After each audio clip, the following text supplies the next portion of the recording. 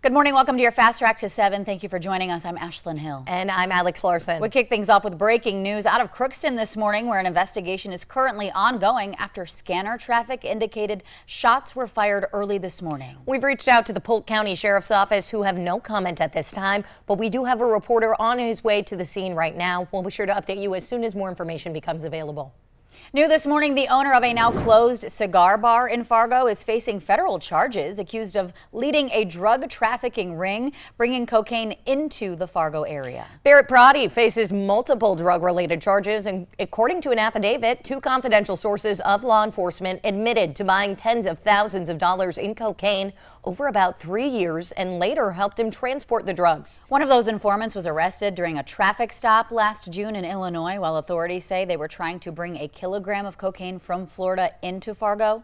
Proddy once owned J.T. Cigaro's cigar bar that closed back in 2015. Early morning chaos in the Minnesota House of Representatives after an 8-hour filibuster from Republicans. The Speaker of the House abruptly cut off all debate in the Minnesota House at midnight. Valley News Team's Quinn Gorham was there as the situation unfolded, bringing us the story this morning. 4 minutes of absolute chaos. That's the only way to describe what happened in the Minnesota House of Representatives as the session came to an end. Republicans had been engaging in an hours-long debate about a paid family and medical leave bill.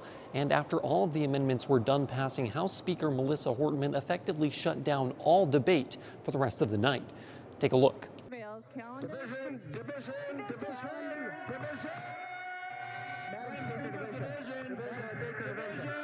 House Republicans shouted motions in vain as the DFL plowed through resolutions to end the night right at midnight.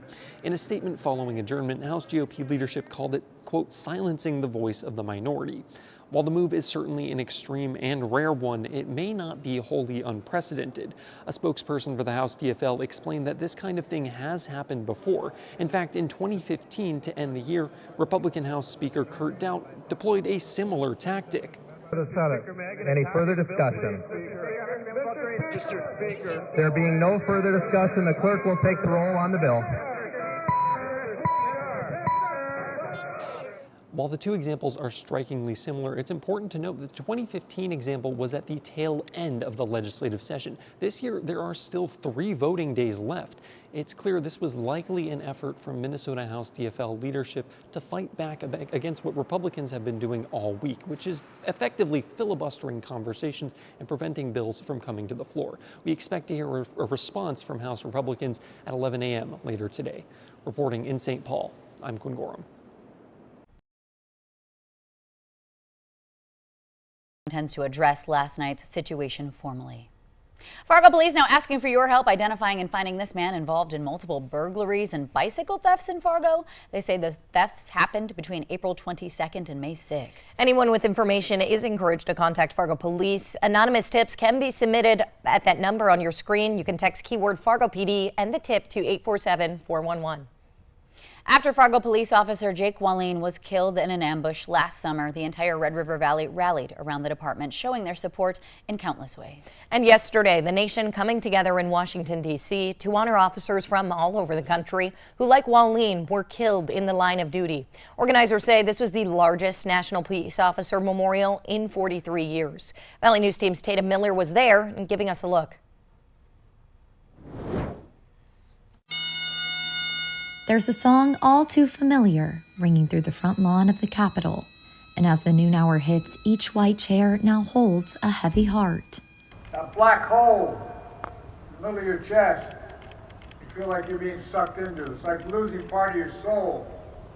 Political leaders and D.C. officials shared words of comfort that brought tears to the eyes of loved ones. You can never thank you enough for your courage, your service, and your sacrifice. You risk your lives every day for the safety of the people you don't even know. In uniform, with a stoic gaze, honor guards stand watch for the fallen.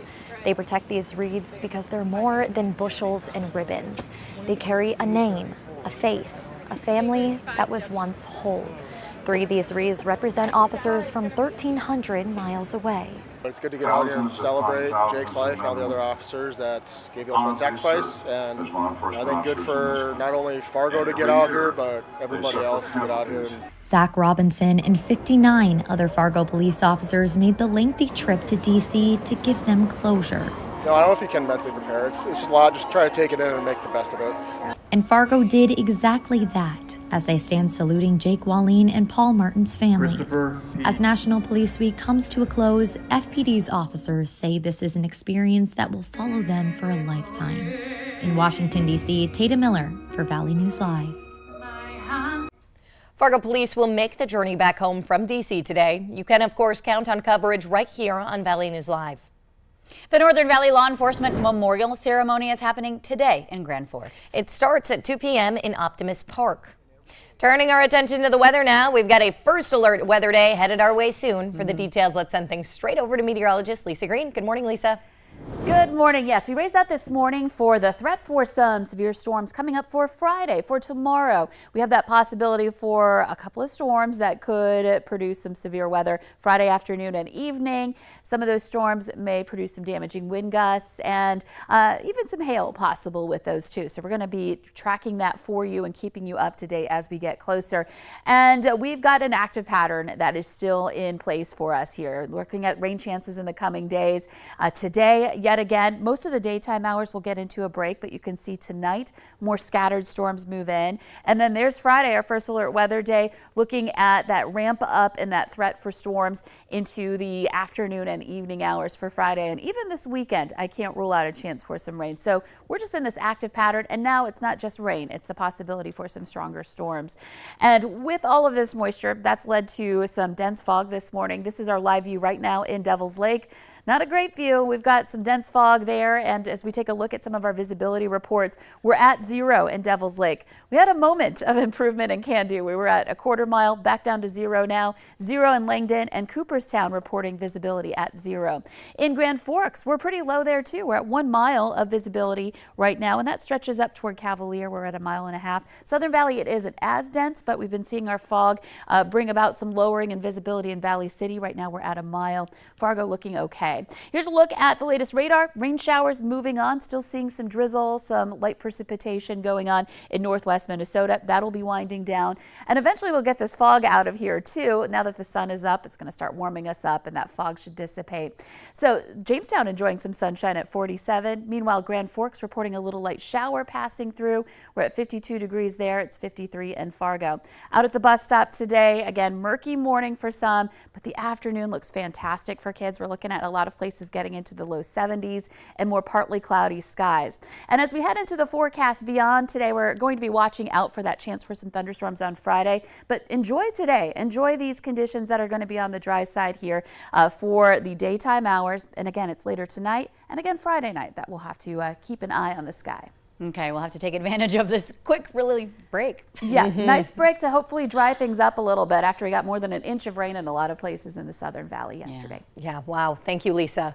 Well, hundreds of people running in the rain yesterday to support the local group, the Bio Girls. Organizers there say the Find Your Kind 5K and Youth Run is their biggest community event of the year. 100% of the event's proceeds support the Bio Girls' mission of improving the self-esteem of adolescent girls, as well as a focus on mental health for May's Mental Health Awareness Month. Happening today, contact-free grocery pickup is available from 4 to 5:30 p.m. through West Fargo Eats at Lutheran Church of the Cross. Anyone in need of food assistance is welcome to drive or walk up to this mobile food pantry. Organizers there say they recognize many people are struggling to make ends meet with rising grocery costs and inflation. Last month alone, West Fargo Eats shared more than 13,000 meals to more than 200 families. Well, a new collaboration between Oreo and Lucasfilm now gives the Star Wars fans a chance to discover their destiny. The special edition Star Wars Oreo cookies come in identical packaging. As if it couldn't get any better than the blue milk. Right? Once buyers open the pack, they'll get either blue cream filling for the light side or red cream filling for the dark side. The outside of each cookie is embossed with an image of iconic Star Wars characters. Wow. Yeah, way more fun than the milk. Well, the Today Show and CBS Mornings are just about to start. In the meantime, though, thank you all so much for joining us here on the Valley today. Take care and stay safe. I'm Ashlyn Hill. I'm Alex Larson.